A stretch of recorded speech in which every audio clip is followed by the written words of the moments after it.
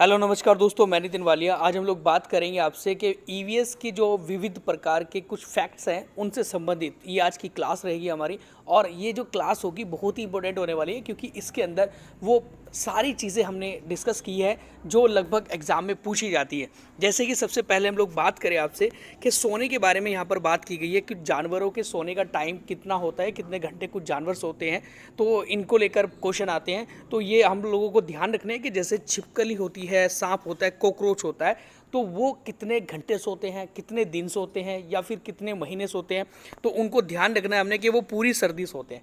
इन्हें ऐसे जीवों को ना हम लोग शीत निद्रित जीव कहते हैं। शीत निद्रित मतलब जो बिल्कुल ठंड के मौसम में, ठंड के दिनों में पूरी तरीके से सोते रहते हैं, अपने स्थान पर रहते हैं, वो बाहर नहीं आते हैं। जैसे हम लोग कहते हैं कि गर्मियों के दिनों में छिपकली ज़्यादा दिखाई देती है हमें, तो वो इसलिए दिखाई देती है क्योंकि गर्मियों के मौसम में ये बाहर निकल कर आ जाती है ना।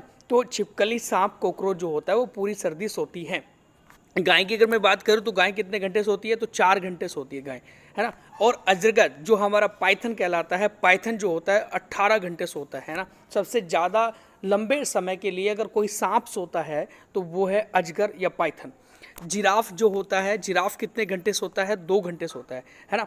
तो ध्यान रखें कि क्वेश्चन पूछे जाते हैं एग्जाम में क्योंकि इनके टाइम पीरियड को हमारे लिए बहुत ही इंपॉर्टेंट है। तो बिल्ली जो है हमारी, बिल्ली कितने घंटे सोती है, तो 12 घंटे सोती है। तो बिल्ली को आप लोग याद रख सकते हैं, अपने से मिलता जुलता, क्योंकि जिस तरीके से बिल्ली होगी हमारे घर में रहती है, इंसानों के घर में इंसान भी लगभग 12 घंटे सोता है, तो बिल्ली भी 12 घंटे सोती है। हाथी जो होता है, हाथी कितने घंटे सोता है, तो वो 2 से 4 घंटे सोता है ना। उसके बाद स्लोथ जो है, स्लोथ के बारे में तो बहुत ज़्यादा क्वेश्चन पूछे जाते हैं एग्जाम में कि बहुत आलसी एक जीव है और भालू की तरह दिखाई देता है, पेड़ पर उल्टा लटका रहता है और मैक्सिमम टाइम पर वो सोता रहता है। तो कितने घंटे सोता है भालू, तो वो है नहीं मतलब स्लॉथ, तो स्लॉथ सोता है हमारा 18 घंटे। तो शेर जो है, शेर भी बहुत ज़्यादा टाइम तक सोता है, तो वो 13 घंटे सोता है। इसके अलावा जो बाघ या टाइगर है, टाइगर जो सोता है या अपनी निंद्रा लेता है, तो वो 18 से 20 घंटे तक सोता है। तो यहाँ पर इतना हमने ध्यान रखना है। नेक्स्ट पॉइंट हम लोग देखें।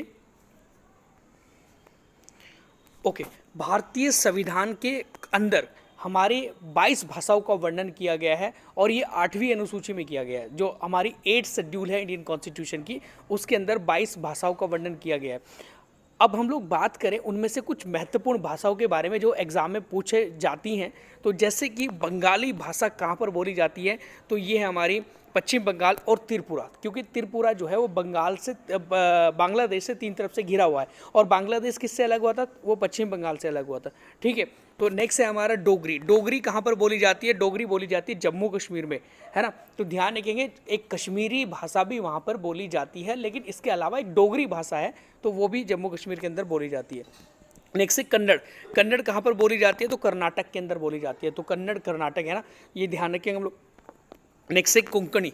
कोंकणी जो भाषा है हमारा, एक तो दादर नगर हवेली है, इसके अलावा दमनदीप है, महाराष्ट्र है और गोवा है। सही मायने में अगर कोई एक पर्टिकुलर स्टेट वहाँ पर दिया जाता है तो मोस्टली क्या आ जाता है, गोवा।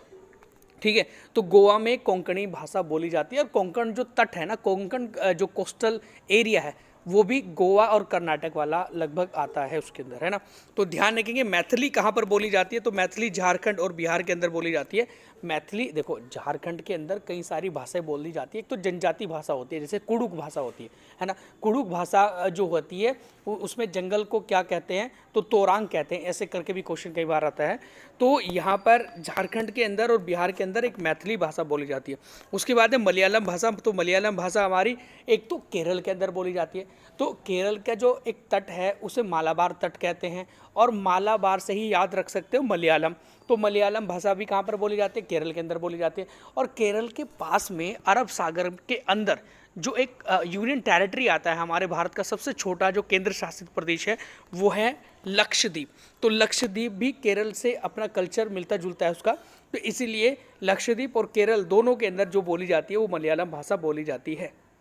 संथाल भाषा जो है, एक संथाल जनजाति बोलती है और संथाल जनजाति कहाँ पर रहती है, तो झारखंड, बिहार और बंगाल, इन 3 राज्यों में मुख्य रूप से पाई जाती है। इसके अलावा एक उड़ीसा के अंदर भी संथाल जनजाति पाई जाती है। तो संथाल जनजाति कौन सी भाषा बोलती है, तो संथाली बोलती है ना। उसके अलावा सिंधी भाषा जो है हमारी, तो सिंधी भाषा कहाँ है, गुजरात और तटीय महाराष्ट्र में। तो मतलब हमारा एक तो गुजरात वाला एरिया, क्योंकि भारत से सिंध प्रांत अलग हो गया था, जो आज पाकिस्तान के पास है। तो उस गुजरात वाले हिस्से में आज भी वो प्रभाव हमें देखने को मिलता है, जो सिंधी वाले लोग थे जो सिंधी भाषा बोला करते थे, ठीक है। तो सिंधी भाषा जो है वो गुजरात में और महाराष्ट्र के तटीय वाले जो कोस्टल पानी से लगा हुआ एरिया है उसके अंदर बोली जाती है। नंबर नेक्स्ट है तेलुगु। तेलुगु जो है हमारा आंध्र प्रदेश और तेलंगाना के अंदर बोली जाती है। देखो यहाँ पर कुछ ऑफिशियल लैंग्वेज के अलावा या संवैधानिक भाषा के अलावा और अन्य भाषा भी होती है, जैसे हिंदी तो लगभग मोस्टली उत्तर भारत के अंदर सब जगह बोली ही जाती है ना। तो इसके अलावा उर्दू भी कई जगह पर बोली जाती है। तो वो वाले क्वेश्चन इस तरीके से नहीं पूछे जाते, जो हमारे ये वाली जो भाषाएं हैं, कुछ मुख्य भाषाएं हैं जो एग्जामिनर ज़्यादा जिनसे क्वेश्चन पूछता है। तो यहाँ तेलुगु भाषा आंध्र प्रदेश और तेलंगाना, और आंध्र प्रदेश जो था वो भाषा के आधार पर गठित होने वाला भारत का पहला राज्य था, और वो तेलुगु भाषा के लोग जो थे वो तमिल भाषा के लोगों से अलग हुए थे। मतलब मद्रास का विभाजन हुआ था तो तमिलनाडु अलग हो गया था और आंध्र प्रदेश अलग हो गया था।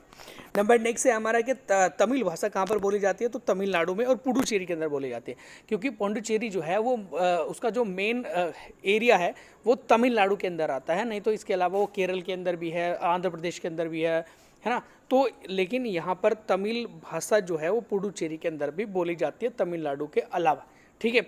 उसके अलावा बोडो है, डोगरी एक हमारा बोडो है, और असमिया। बोडो जो भाषा है और असमिया भाषा है वो दोनों की दोनों कहाँ पर बोली जाती है, असम के अंदर बोली जाती है। देखो असमिया तो वहाँ पर ऑफिशियल लैंग्वेज है ही, इसके अलावा कॉन्स्टिट्यूशन में एक बोडो लैंग्वेज का भी वर्णन किया गया है। तो बोडो लैंग्वेज कहाँ पर बोली जाती है, असम या फिर असम से लगता हुआ जो राज्य जैसे मेघालय उसमें बोली जाती है। तो मुख्य रूप से अगर कभी क्वेश्चन पूछा जाता है कि बोडो कौन से राज्य में बोली जाती है, तो आपका आंसर लग जाएगा असम में लगा। नेक्स्ट पॉइंट हम लोग देखें, खेलों से सीखो। ये बहुत ज़्यादा एग्जाम में पूछा जा रहा है सीटेट के। खेलों से हम लोग जो सीख सकते हैं बहुत सारी चीज़ें हैं, ठीक है। अपने जीवन में बहुत कुछ कर सकते हैं जब हम लोग खेलों से सीखते हैं, जैसे कि जीवन हेतु नियम बनाना। देखो जब हम लोग खेल खेलते हैं तो उसके अंदर बहुत सारे नियम होते हैं, और उन नियम का पालन करके हम लोग अगर खेल खेलते हैं तो बहुत ज़्यादा हम लोग उसमें सफल भी होते हैं। तो इसी तरीके से जीवन में अगर हम लोग नियम बनाकर कुछ कार्य करते हैं तो हम लोगों को लगभग 100% सक्सेस मिलती है। तो यहाँ पर एक तो हमें जीवन हेतु नियम बनाना वो हम लोग सीख सकते हैं खेलों से। फिर सहयोग की भावना, एक हमारी जो सहयोग होता है, एक दूसरे का सहयोग करते हैं, क्योंकि हम लोग अकेले खेलते हैं या फिर किसी की टीम के साथ अपनी मतलब सहयोगी के साथ में खेलते हैं। तो जब हम लोग किसी सहयोगी के साथ में खेलते हैं तो वहाँ पर एक दूसरे के साथ में कोऑर्डिनेट हमारा बना रहता है। तो यहाँ क्या होता है कि सहयोग की भावना उत्पन्न होती है जिस खेल से। नंबर नेक्स्ट है हमारा पक्ष नहीं, ठीक है। पक्ष नहीं होता है हमारा, जैसे हम लोग कहते हैं ना कि भाई हम लोग अपने ही भले के बारे में सोच रहे हैं केवल, तो हम तो पूरी टीम के बारे में सोचेंगे ना, बिल्कुल कि भाई पूरी टीम हमारी है या फिर ये सदस्य हमारा है। तो एक पक्ष नहीं होता वहाँ पर, किसी एक पर्टिकुलर अपने बारे में इंसान ज़्यादा नहीं सोचेगा क्योंकि वो पूरी टीम के बारे में सोचेगा, तो पक्ष नहीं होता। उसके बाद इसके अलावा है हमारा सहानुभूति, सिंपैथी, ठीक है। तो ये सहानुभूति आती है हमारी, जैसे हम लोग क्रिकेट खेल रहे हैं, क्रिकेट खेलते समय क्या हो जाता है कि कोई फास्टर बहुत तेज़ी से बॉल डाल रहे हैं हमारे, बिल्कुल मिलकर हमारे सिर के ऊपर से बॉल जा रही है, तो गुस्से में आकर ऐसे नहीं कि भाई हम लोग उड़ा दें इस चीज़ को, है ना। और तो हमें एक सिंपैथी होनी चाहिए, है ना, एक सहानुभूति हमारे अंदर होनी चाहिए, जिसकी वजह से हम लोग उसमें बहुत ज़्यादा अच्छा प्रदर्शन कर सकते हैं। तो जीवन में भी ऐसा ही होता है, जीवन में हम लोग अच्छा प्रदर्शन कर सकते हैं सहानुभूति अगर हमारे अंदर है तो। उसके बाद है हमारा अनुशासन, है ना, डिसिप्लिन। देखो डिसिप्लिन होना बहुत ज़्यादा ज़रूरी है, क्योंकि खेल के अंदर डिसिप्लिन हमारे अंदर होता है, और डिसिप्लिन जब नहीं होता है तो जिस तरीके से बच्चे होते हैं लड़ाई करके भागे ऐसे करके, वो चीज़ें नहीं होती है ना। तो डिसिप्लिन होगा तो अच्छा खेल में आप विजय भी प्राप्त करोगे, और जीवन में भी आप बहुत ज़्यादा अच्छी सफलता प्राप्त करोगे अगर आपके अंदर डिसिप्लिन है तो, ठीक है। तो खेलों से हम लोग ये सारी चीज़ें सीख सकते हैं।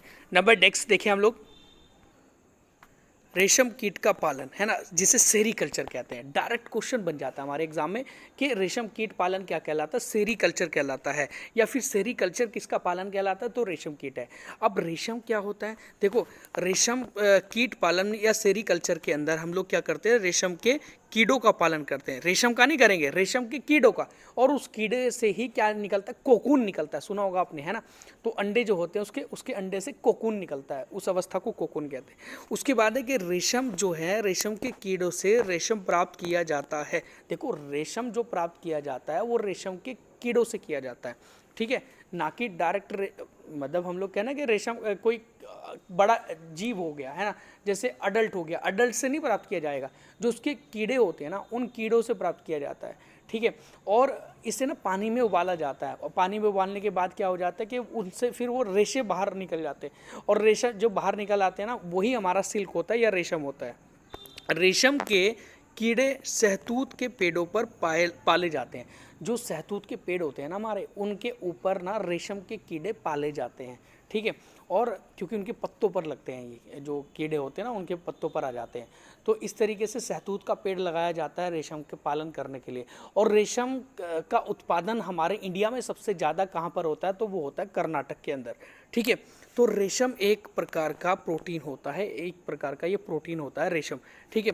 तो रेशम के प्रकार भी होते हैं, जैसे टसर मूंगा हो गया, एरी हो गया और कोसा हो गया, ये करके भी क्वेश्चन आ जाते हैं। जैसे जूनियर एडेड में क्वेश्चन आया हुआ है कि रेशम के जो प्रकार होते हैं या रेशम की जो वो होते हैं हमारे टाइप्स, तो कौन कौन से होते हैं, जैसे टसर मूंगा हो गया, एरी हो गया, कोसा हो गया।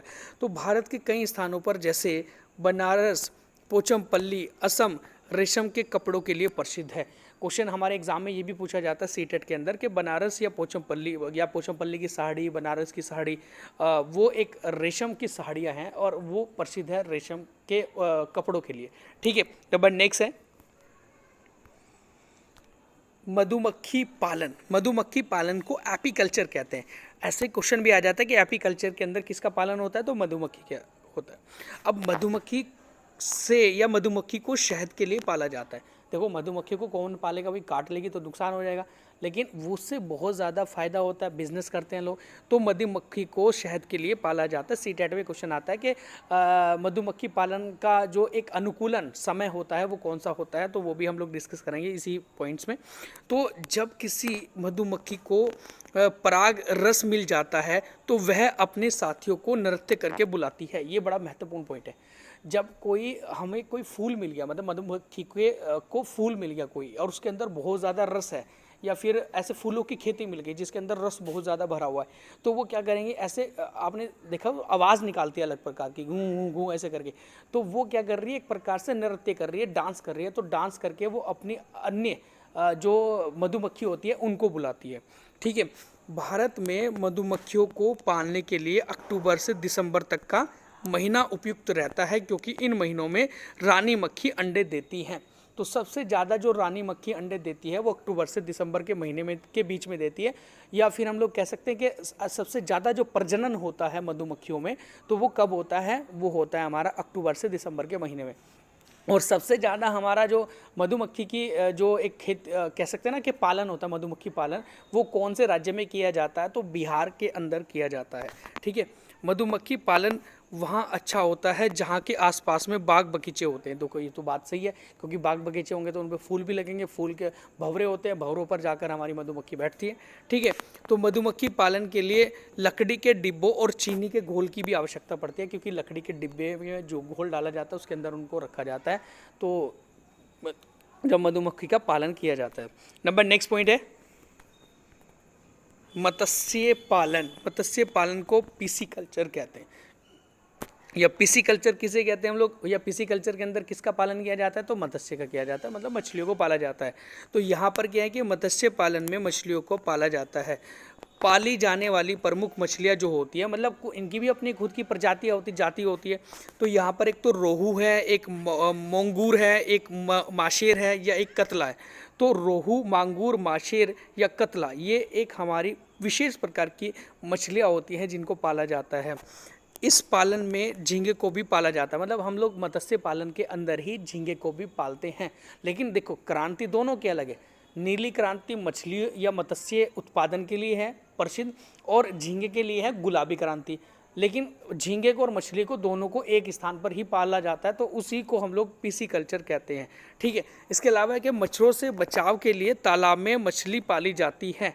मच्छरों से बचाव, देखो अगर हमारे आसपास में कोई तालाब है किसी गांव के अंदर, तो वहाँ पर अब पानी ठहरा हुआ, पानी ठहरे हुए पे तो मच्छर आएंगे, और जब मच्छर आएंगे तो नुकसान पहुँचाएंगे, बीमारी फैलाएंगे। तो इसीलिए मच्छरों को ख़त्म करने के लिए किसका पालन किया जाता है, तो वो किया जाता है मछली का। तो मछली पालन क्या, मछली जब मच्छर बैठते हैं उसके पानी के ऊपर, तो वो उनको खा लेती है, मछली मच्छरों को खा लेती है, ठीक है। नंबर नेक्स्ट पॉइंट है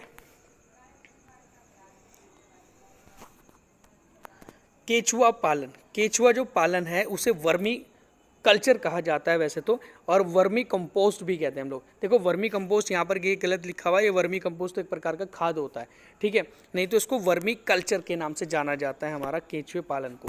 नंबर नेक्स्ट पॉइंट है हमारा कि इसमें केचुए पाले जाते हैं, बहुत सारे केचुओं को पाला जाता है। केचुए तो वैसे मिट्टी में रहते हैं, लेकिन मिट्टी हमारी रखी जाती है, उसमें केचुए पाले जाते हैं, ठीक है, और बहुत सारे तादाद में केचुए होते हैं। उसके बाद इन केंचुओं को जैव निम्नीकरण कचरों के बीच छोड़ दिया जाता है।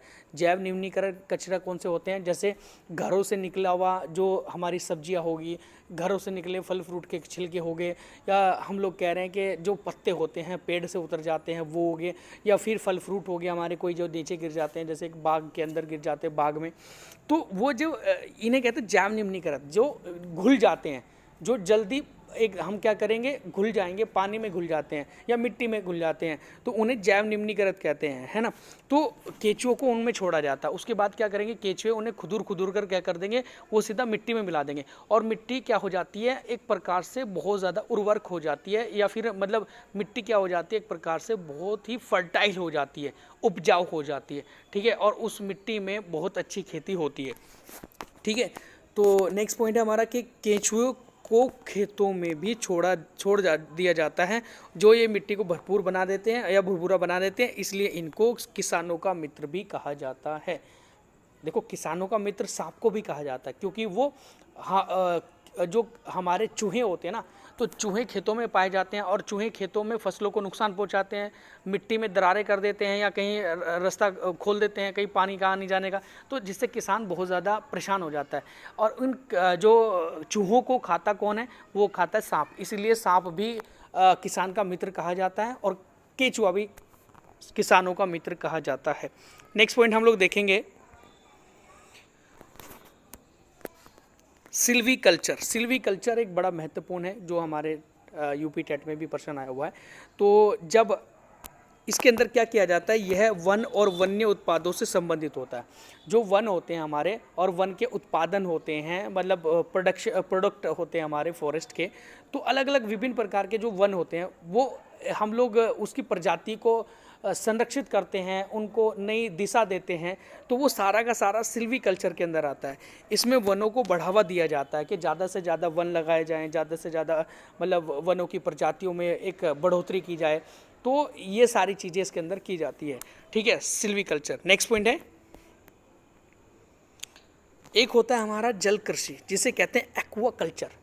एक्वाकल्चर के अंदर, जल कृषि के अंदर क्या किया जाता है, देखो जल के अंदर ना जो पाए जाने वाले जीव होते हैं और पाए जाने वाले जो शैवाल हो गए या छोटे प्लांट्स होते हैं, उन सबको ना प्रोटेक्ट किया जाता है, संरक्षित किया जाता है। तो इसमें जलीय जीव जंतु और वनस्पति को पाला जाता है। जो भी जल के अंदर रहने वाले जंतु होते हैं और जल के अंदर रहने वाली वनस्पति होती है, उनको पाला जाता है। जैसे मछली हो गया, झींगा हो गया, केकड़ा हो गया, समुद्री घास हो गया और शैवाल हो गया। समुद्री घास तो समुद्र में होगा, शैवाल भी लगभग समुद्र के अंदर पाया जाता है। इसके अलावा मछली, झींगा, केकड़ा इत्यादि, इन सबको संरक्षित किया जाता है, तो उसे कहते हैं एक्वाकल्चर, ठीक है। नंबर नेक्स्ट देखें हम लोग, विदेशी मसाले, बड़ा महत्वपूर्ण पॉइंट है। देखो ध्यान रखेंगे, हमारे एग्जाम में विदेशी मसालों से संबंधित प्रश्न पूछे जाते हैं कि जैसे मिर्च है, मिर्च कौन से देश से भारत में लाई गई थी, तो वो कहाँ से लाई गई थी, जैसे दक्षिण अमेरिका ऑप्शन आ जाता है, या फिर वहाँ पर ऑप्शन आ जाता है जैसे अर्जेंटीना, तो वहाँ सही आंसर लग जाएगा उसको, ठीक है। तो यहाँ पर हम लोग देखेंगे कौन कौन से हमारी विदेशी फसलें हैं। तो जैसे यहाँ पर टमाटर है, टमाटर जो है वो कहाँ से आया था, दक्षिण अमेरिका से। मिर्च जो थी वो भी दक्षिण अमेरिका से आई थी। मूंगफली कहाँ से आई थी, दक्षिण अमेरिका से आई थी। अमरूद कहाँ से आया, दक्षिण अमेरिका से आया। देखो आया कहाँ से है, लेकिन लेकर कौन आया है वो अलग है, क्योंकि व्यापारिक लोग हमारे यूरोपियन लोग थे इंडिया के अंदर जो आए थे। दक्षिण अमेरिका के कोई व्यापारी लोग नहीं इंडिया के अंदर आए, लेकिन वो लोगों ने क्या किया, अलग अलग जगह पर घूम घूम के देखा, भाई ये वाला पौधा यहाँ पर पाया जाता है विशेष प्रकार का, ये वहाँ इंडिया के अंदर नहीं पाया जाता है, तो इसे इंडिया में लेके चले। तो यहाँ कुछ यूरोपियन कंट्री जब इंडिया में आई थी या यूरोपियन व्यापारी इंडिया में आए थे, तब इनको अलग अलग जगह से इंडिया के अंदर लेकर आए थे। तो यहाँ दक्षिण अमेरिका से टमाटर, मिर्च, मूंगफली, अमरूद है। और मक्का कहाँ से आया था? तो मैक्सिको से आया था। जो मक्का है वो कहाँ से आया? मैक्सिको से आया। फिर जो मटर थी, मटर कहाँ से आई? यूरोप से, क्योंकि मटर के पौधे पर रिसर्च किया गया था पहली बार आनुवांशिकता का। और आनुवांशिकता के जनक किसे कहा जाता है? ग्रेगर जॉन मेंडल को कहा जाता है। तो मेंडल ने मटर के पौधे पर रिसर्च किया था, तो यूरोप के रहने वाले थे, है ना। उसके बाद गोभी कहाँ से आई है? वो भी यूरोप से आई थी। सोयाबीन जो है वो चीन से आई थी, चाइना से। जो बाजरा था वो बाजरा अफ्रीका से आया। भिंडी कहाँ से आई? अफ्रीका से आई है। पपीता अमेरिका से आया, जो यूएसए है आज के टाइम में। आलू कहाँ से आया? वो आया दक्षिण अमेरिका से। तो ये चीज़ें हमने ध्यान रखनी है, जो सीटेट के एग्जाम में क्वेश्चन पूछा जाता है। इनको आप लोग एक बार रिपीट भी कर लेंगे, ठीक है। तो नेक्स्ट हम लोग पॉइंट देखेंगे भारत के प्रमुख मसाले। जो भारत के अंदर उगने वाले कुछ मसाले थे जो जिनके बारे में एग्जाम में पूछा जाता है। तो जैसे गरम मसालों के अंदर कौन कौन सी चीज़ें होती है और मसाले कौन कौन से होते हैं, या फिर कौन सा मसाला कौन से राज्य में उगता है। तो यहाँ पर देखो काली मिर्च है, और ये इलायची है, लौंग है, दालचीनी है, तेज पत्ता है। ये सारी की सारी चीज़ें कौन से स्टेट में होती हैं? केरल में। और केरल को ही हम लोग क्या कहते हैं? मसालों का राज्य कहा जाता है। तो मसालों का राज्य भी केरल को कहा जाता है। और काली मिर्च, इलायची, लौंग, दालचीनी, तेजपत्ता केरल के अंदर पाई जाती है। नंबर नेक्स्ट है हमारा कि अदरक, हल्दी और अजवाइन, ये कहाँ पर पाई जाती है? ये आंध्र प्रदेश के अंदर होती है। अदरक भी, हल्दी भी, अजवाइन कहाँ है? आंध्र प्रदेश के अंदर होने वाला एक मसाला है। उसके अलावा धनिया, जीरा, मेथी जो है वो राजस्थान के अंदर होने वाला एक प्रकार के मसाले हैं, ठीक है। धनिया, जीरा, मेथी राजस्थान। फिर केसर जो है, केसर कहाँ पर होता है? हमारे जम्मू कश्मीर के अंदर होता है। तो देखो फ्रूट्स को लेकर या खेती का उत्पादन, आलू का उत्पादन सबसे ज़्यादा कहाँ होता है? गेहूं का उत्पादन सबसे ज़्यादा कहाँ होता है? तो वो उत्तर प्रदेश में होता है। और उत्तर प्रदेश में ही आलू का उत्पादन सबसे ज़्यादा होता है। या हम लोग ये कह रहे हैं कि जो हमारा चावल है, चावल का उत्पादन सबसे ज़्यादा कहाँ होता है? तो पश्चिम बंगाल में होता है। तो कुछ वो पॉइंट्स भी आपको याद कर लेना है, लेकिन ये विशेष रूप से याद रखने हमने। तो ये मसाले हैं। नेक्स्ट पॉइंट हम लोग देखें, जंतु रेशे। जंतु रेशे हमारे जिन्हें एनिमल फाइबर कहते हैं। तो जंतुओं से प्राप्त रेशों को ही जंतु रेशे कहते हैं। इन्हें जानतव रेशे भी कहा जाता है, कभी आपने पढ़ा होगा तो, ठीक है। तो प्राकृतिक रेशे जानवर और पेड़ों पौधों से मिलते हैं। हमारे जो हमें प्राकृतिक रेशे हैं वो कहाँ कहाँ से मिलते हैं? या तो वो जानवर से मिलेंगे या पेड़ पौधों से मिलेंगे, क्योंकि नेचुरल चीज़ें तो यही है। इसके अलावा कृत्रिम बनाए जाते हैं, जैसे नायलॉन एक प्रकार का कृत्रिम रेशा होता है। तो ये जो प्राकृतिक रेशे हैं, जैसे मैंने कहा कि रेशे कृत्रिम भी होते हैं, अर्थात रसायनों से बनाए जाते हैं, कुछ केमिकल से बनाए जाते हैं। तो रेशों या जंतुओं से धागे या धागों से वस्त्र बनाए जाते हैं। मतलब जो जंतुओं से प्राप्त हुए हमें रेशे थे, उनसे हमने क्या किया? वस्त्र बनाए। फिर जानवरों से प्राप्त रेशों को जानतव रेशे भी कहा जाता है। ये दो प्रकार के होते हैं, एक तो ऊन और एक रेशम, क्योंकि रेशम एक छोटा से कीट, रेशम के कीड़े से प्राप्त किया जाता है।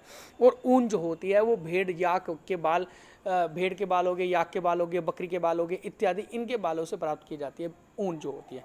तो इनके बारे में आगे हम लोग डिस्कस करें, देखें।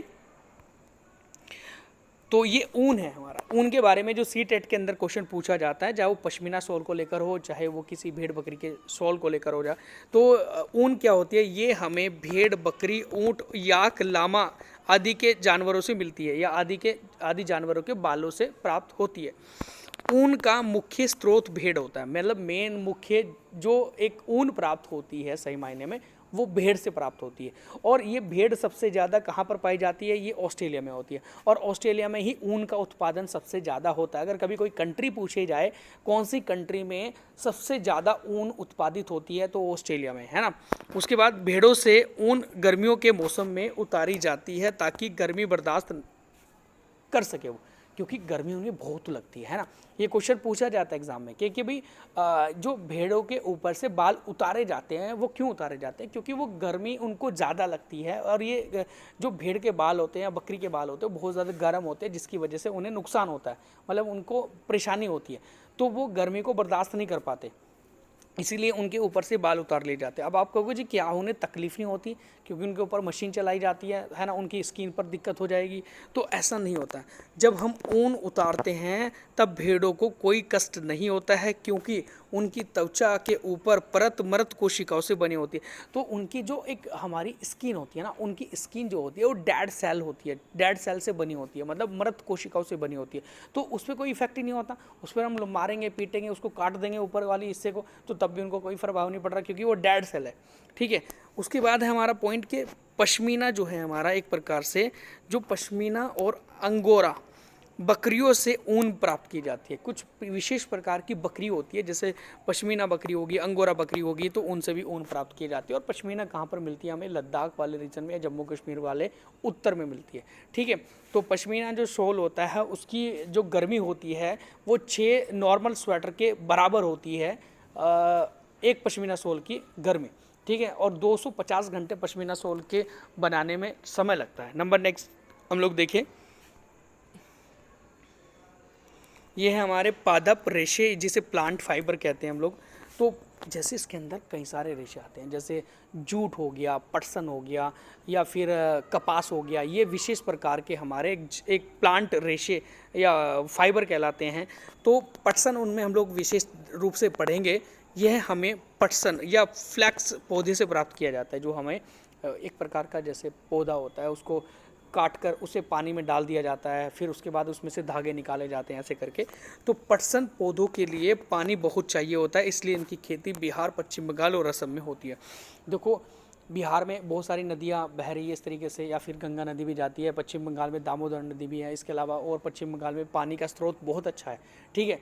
तो इस वजह से वहाँ पर चावल की खेती भी ज़्यादा होती है, और वहाँ पर इसके अलावा ऐसी फसलें जहाँ पर पानी की आवश्यकता होती है, तो वो वाली फसलें भी पश्चिम बंगाल के अंदर होती है। तो पटसन भी मुख्य रूप से पश्चिम बंगाल के अंदर ही होता है, जूट भी पश्चिम बंगाल में ही होता है मुख्य रूप से। ठीक है। तो पटसन को सुनहरा रेशा भी कहा जाता है। देखो ये चीज़ गलत हो जाएगी यहाँ पर। ठीक है। ये चीज़ गलत हो जाएगी, क्योंकि पटसन को सुनहरा रेशा ना कहकर वो कहा जाता है जूट को सुनहरा रेशा कहा जाता है। क्यों? क्योंकि जूट जो होता है जिससे बोरी बनती है, आपने देखा होगा, टाट बनते हैं, बैग भी बनते हैं, आज के टाइम में देख रहे हैं हम लोग ज़रा। तो वो जो एक ब्राउन से भूरे से कलर का रेशा होता है, तो इसीलिए उसे हम लोग क्या कहते हैं? सुनहरा रेशा कहा जाता है। ठीक है। तो यहाँ पर जूट भी एक प्रकार का रेशा होता है, कपास भी एक प्रकार का रेशा होता है। कपास की खेती सबसे ज़्यादा इंडिया में कहाँ पर होती है? गुजरात के अंदर होती है, और काली मिट्टी में कपास की खेती होती है। ठीक है। तो ये थे हमारे आज के महत्वपूर्ण पॉइंट्स, जो हमारे सीटेट एग्ज़ाम के लिए बहुत ही ज़रूरी हैं, और आप लोग इसको पढ़ोगे भी अच्छे से, और आने वाले एग्ज़ाम के लिए भी आप बहुत अच्छे प्रिपेयर हो जाओगे इनको पढ़ने के बाद। And thank you so much. अगर आपको हमारी वीडियो अच्छी लगी तो प्लीज़ वीडियो को लाइक करें और चैनल को सब्सक्राइब करें। And thank you so much.